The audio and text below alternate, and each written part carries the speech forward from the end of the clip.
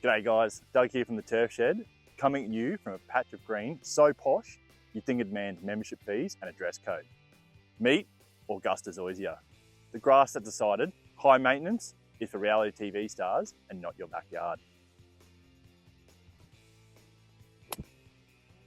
Whoop.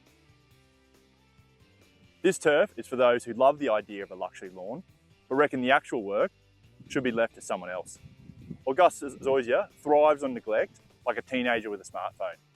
A bit of sun, a sip of water, and it's happier than a pensioner with a free bus pass.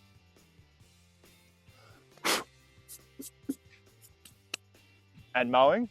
Please. You'll dust off the mower so rarely, it might actually have a full battery the next time you go to cut it. For the lazy lawn lovers who fancy a bit of luxury, Augusta Zoysia is for you. It's like having a cake and eating it too. And then finding out your cake does the dishes and walks the dog.